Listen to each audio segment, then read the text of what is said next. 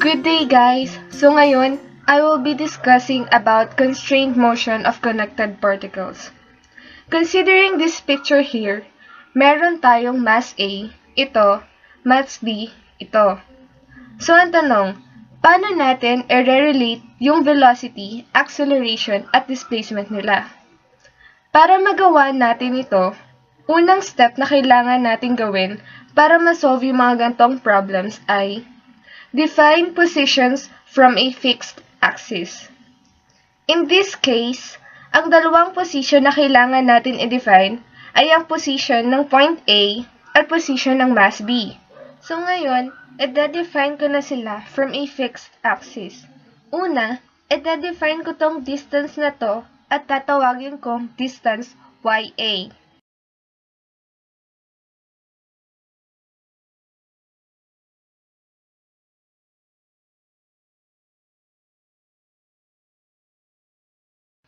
Tapos, i-define ko naman tong distance na to bilang YB.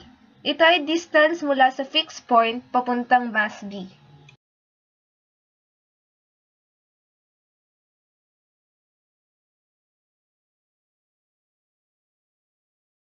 So ngayon, meron na tayong two distance from a fixed axis.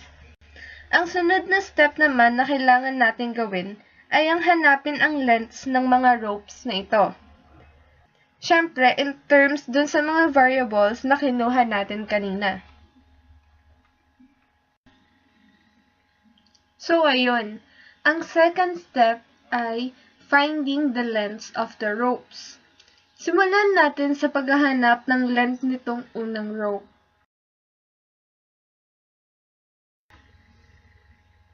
So, alam naman natin na ang magiging distance nito ay YA minus itong distance na ito.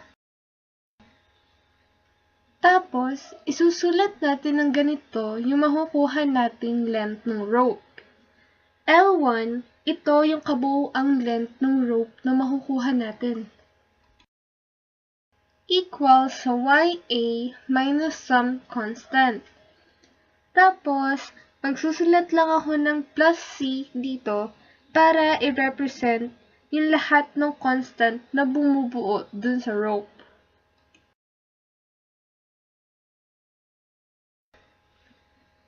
So, meron na tayo ng length na ito sa pag-minus natin ang distance na ito mula sa YA. Constant naman itong distance na ito, kaya hindi na natin siya kailangang kunin. Ang sunod naman ay ang distance na ito. Pero, bago natin makuha ang distance na ito, kailangan muna natin mag-define ng bagong position.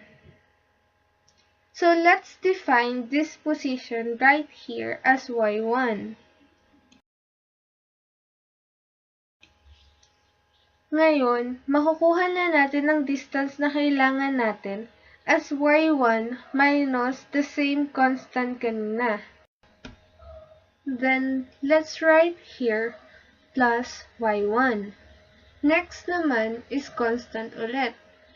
Tapos, yung last length ng rope is Y1. So, let's add another Y1. And, tada!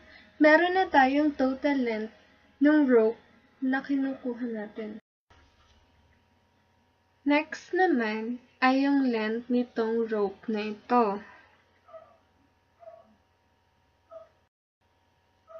So, let's write here L2 is equal to this distance YB minus some constant.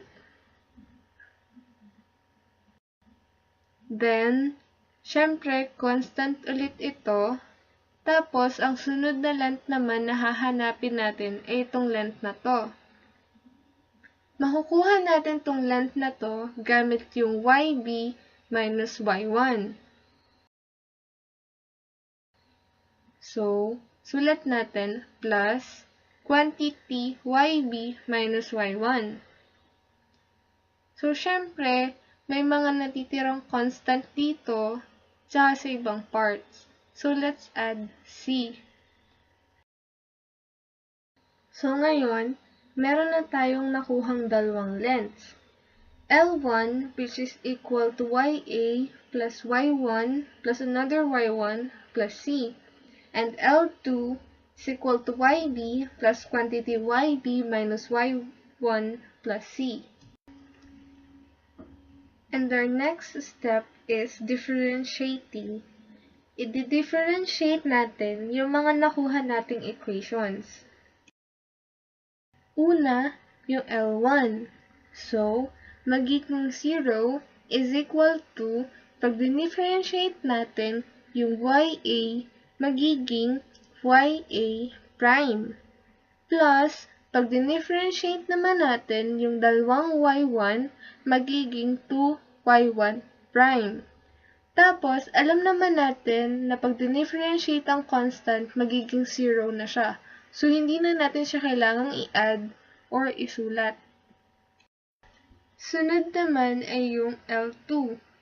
So, pag dinifferentiate naman natin itong group na ito, from the given, YB plus quantity YB minus 1, so magkakaroon tayo ng sagot na 0 is equal to 2YB prime minus Y1 prime. Tapos, constant again, so 0 ulit siya. So, ayun, meron na naman tayong dalawang equation. Pero, kung mapapansin nyo, pwede pa nating isimplify yung dalawang equation na nakuha natin. From the equation number 2, pwede nating makuha yung value ni Y1. Tapos, pag nakuha na natin yung value ni Y1, pwede natin siyang isubstitute dun sa Y1 ng equation 1. Tapos, pag na-substitute na natin siya, makukuha na natin yung final equation natin na 0 is equal to YA prime plus 4YB prime. From this final equation, pwede na nating malaman yung relation ng velocity ni block A at ni block B. Pero hindi po sa lahat ng problems ay ito na pang formula na po yung gagamitin natin. Siyempre, nakadepende po yun sa given. So, kung iba po yung given, kailangan po natin mag-generalize ulit ng bagong formula base dun sa mga step na ginawa natin kanina. So, just always remember, first, define position from a fixed axis. Second, find the length of the rope. And third, differentiate. So, I hope it makes sense, guys. So, here's an example for you guys. In the pulley configuration shown in figure 3, cylinder A has a downward velocity of 0.3 meters per second. So, let's write it down here. Then, let's determine the velocity of the cylinder B. Makikita naman natin na yung centers ng pulleys natin, A and B, are located by the coordinates YA and YB na measured from a fixed position. Siyempre, ang next step naman natin is hanapin yung length ng cable natin. Yung total length naman ng cable natin dun sa pulley system ay L is equal to 3YB plus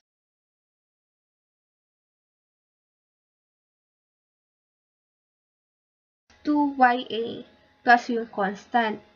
Siyempre, yung constant, nagre-represent siya dun sa mga cables na nakabalot dun sa pulley plus dun sa mga i-minus natin kay YA and kay YB. Ang sunod naman ay i-differentiate natin yung equation. At makakakuha tayo ng sagot ng 0 is equal to 3YA prime plus 2YB prime. So, meron na tayo ngayong final equation. Ngayon, ang sabi sa problem, meron daw 0.3 meters per second na downward velocity si cylinder A. So, pag sinubstitute natin yung value na yun kay YA, makukuha natin yung velocity ni YB. So, YB is equal to negative 0.2 meters per second. And that's it, guys! I hope may natutunan kayo dito sa tutorial na ginawa namin. And always study hard. God bless. Don't forget to thumbs up. Thanks for watching!